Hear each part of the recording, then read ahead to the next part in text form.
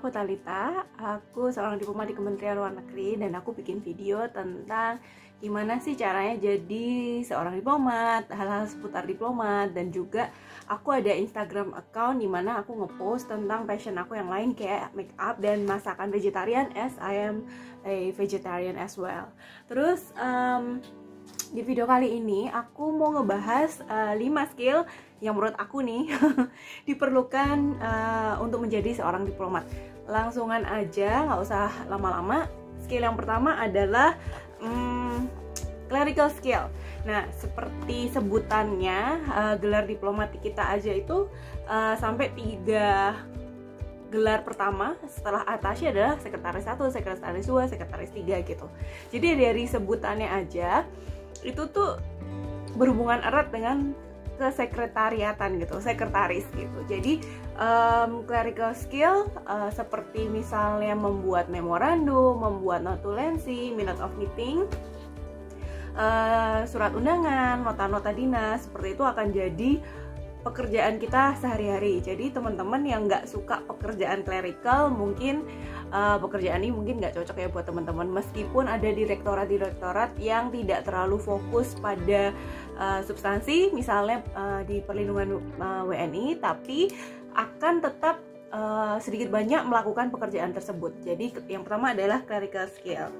Nah, yang kedua, karena pekerjaan kita itu emang bakal sering banget berhubungan sama orang asing, jadi ya kemampuan menerjemahkan bahasa itu jadi penting banget gitu, karena ya setiap hari kita akan berinteraksi dengan konten-konten berbahasa asing, minimal bahasa Inggris ataupun bahasa-bahasa negara yang lain yang berhubungan bilateral dengan Indonesia. Jadi kemampuan menerjemahkan atau interpreting itu penting banget gitu. Interpreting ini nggak harus simultaneous ataupun penerjemah bisik, tapi juga bisa menerjemahkan dokumen-dokumen sehari-hari, misalnya dari email, dari persuratan, memorandum, MOU kayak gitu. Jadi itu tadi interpreting skill. Terus yang ketiga adalah communication skill. Nah, communication skill ini ada banyak macamnya. Yang pertama, karena saat ini emang kita udah kuat banget di digital diplomasi, jadi salah satu kemampuan komunikasi dalam memahami dunia digital itu penting banget. Terus nggak cuma memahami tapi juga paham strategi komunikasinya ntar akan seperti apa gitu. Terus selain itu adalah public speaking. Nah, public speaking ini kita bakal sering dipakai karena minimal ketika kamu jadi diplomat muda bakal sering kayak misalnya presentasi, terus jadi MC, terus gimana ya, kayak bikin paparan untuk atasan kita. Nah, itu di situ kemampuan public speaking jadi penting.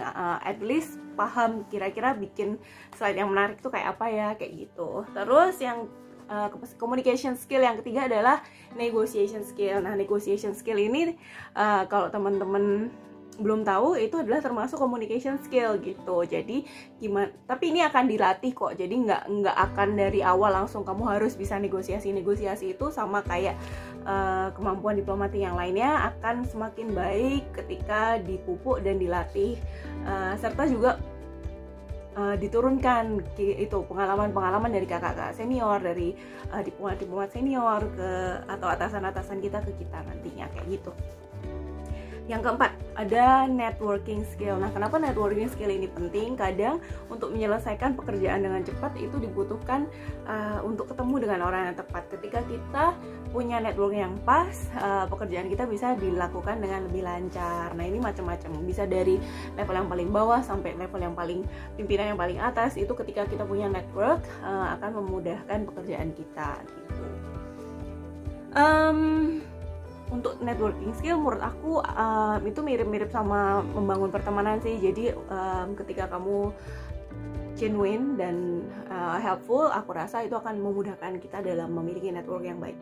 Yang kelima adalah kemampuan manajemen. Ini bisa kemampuan manajemen yang lebih grande, misalnya kayak kemampuan manajemen perwakilan nanti ketika kamu menjadi seorang pimpinan perwakilan, atau yang lebih kecil, misalnya kalau yang muda-muda itu minimal kita bisa memiliki kemampuan manajemen event. Misalnya kita akan sering bikin acara-acara promosi tentang Indonesia, promosi tentang ASEAN, kayak gitu. Jadi paham tentang manajemen event itu harusnya seperti apa.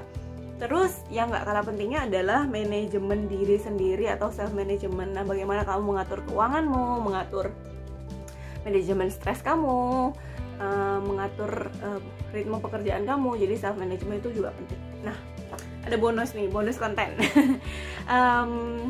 Ada skill lain yang menurut aku tidak harus tapi akan sangat berguna jika kalian memiliki skill ini, yaitu adalah kemampuan membawa diri dengan baik. Ini bisa jadi dalam bentuk upbringing kamu ketika kamu berinteraksi dengan teman-teman, berinteraksi dengan atasan. Kalau menurut pemandangan aku sih memang nggak jadi interpersonal relationship itu kan sangat cocok-cocokan ya. Ada yang orang begitu ketemu kamu suka sama upbringing kamu, ada yang enggak. Tapi ketika kamu memiliki upbringing yang positif, menurut aku itu nilai plus. Dan juga kemampuan mempresentasikan diri sendiri. Misalnya bagaimana kamu berbusana, bagaimana kamu menampilkan diri sendiri, grooming diri sendiri, bersih, rapi, wangi, enak dilihat, kayak gitu. Menurut aku itu kemampuan tersendiri. Jadi sampai di sini video aku. Ini agak panjang ya karena kontennya banyak. Jangan lupa comment, subscribe, and like. It will help me a lot kalau kalian subscribe ke channelku ini. Terima kasih udah nonton. Sampai ketemu di video-videoku yang lainnya. Dah.